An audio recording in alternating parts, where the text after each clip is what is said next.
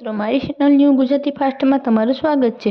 તો મિત્રો આજે આપણે વાત કરીશું ભગવાન શ્રી સ્વામિનારાયણના ઇતિહાસ વિશે કે સ્વામિનારાયણ પૃથ્વીમાં 49 વર્ષ રહ્યા, પણ જ્યારે તેઓ સમગ્ર જીવનકાળમાં જોઈએ તો તેમને માતા પિતાનો ધર્મદેવ અને ભક્તિ માતાને અક્ષરધામમાં ગતિ આપી। તે પછી પ્રભુએ આ પૃથ્વીના અનંત જીવોને અર્થ 11 વર્ષની આયુમાં તપ કર્યો, જે ભગવાન સ્વામિનારાયણ અવતારનો 16 હેતુ માંથી આ એક હેતુ હતો।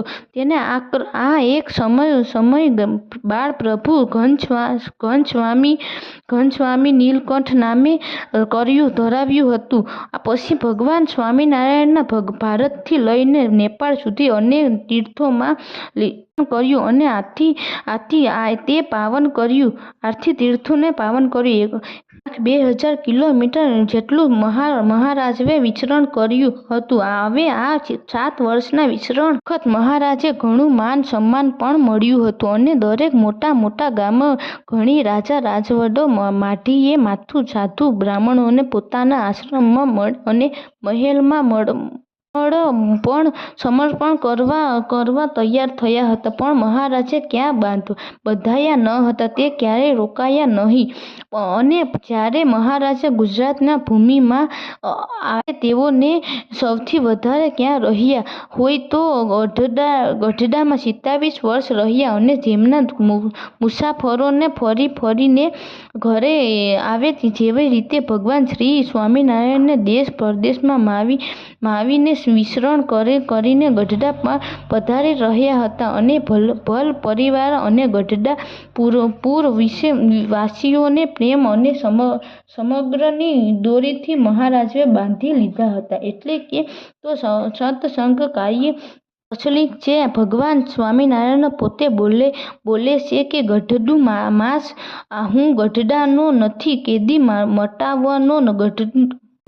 ગઢપુરને ભગવાન શ્રી સ્વામિનારાયણ ન માત્ર કાઠિયાવાડનું પરંતુ સમગ્ર સત્સંગનું કેન્દ્ર બની ગયું હતું। કાઠિયાવાડ પ્રાચીન સમય તરીકે પ્રસિદ્ધ હતો। સમય જતાં આ વિતરણ સુધી કાઠીઓની નિવાસ ભૂમિ પણ તેથી એનું નામ કાઠિયાવાડ પડ્યું હતું। કાઠિયાવાડનો એક દુહો પ્રચલિત છે, કાઠિયાવાડમાં કોક દિવસ ભૂલો પડ ભગવાન થાય જાય અમારો મહેમાન સ્વર્ગ ભૂલાવું સાંભળા। અને આ કાઠિયાવાડમાં બોલતા ચાલતા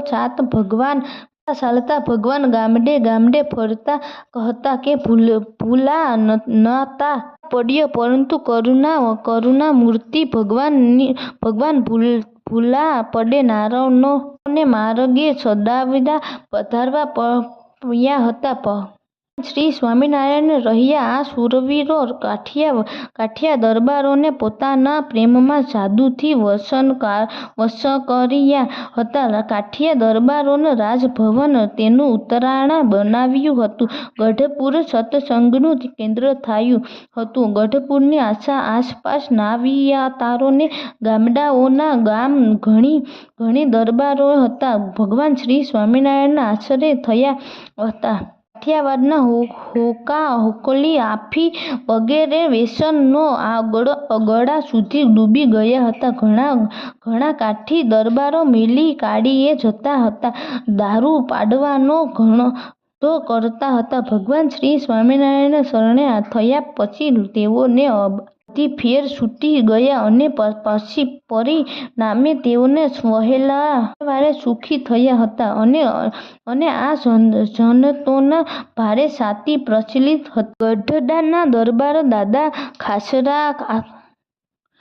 પુરના દરબાર જીવા ખ્વાજા, કાઠીપારીના દરબાર ખાચર તથા ખાચરના દરબાર ખાચર, કાઠિયાવાડના દરબાર ખાચર, બોટાદના દરબાર ખાચરના રાયવાડા, કાઠિયાના બાઈ દેહા ખાચર, ખંભારના દરબાર મૂળો ઉપડાવીને આપણા રાણા ખ્વાજા વિના પૂંજા ડોડિયા કોરડાના દરબાર પીઠા વાડા વગેરેના નામે સત્સંગનો ઇતિહાસમાં સ્વર્ગ અક્ષરોમાં લખાયેલ છે. કાઠિયાવાડમાં ગઢડાપુરના આસપાસ આવતા ગામો જેવા કે ગઢાળી, ઉગામણે, માડવડા, કપાળા, અમિયાળા, ગોલિયાડા, સમરાળા, બરવાડા, ટીગારા, રોહિસાળા, પીપળિયાળા, કેરાળા, કમડા, ખચ, બરડા, બોરડા, હાથ ખસી,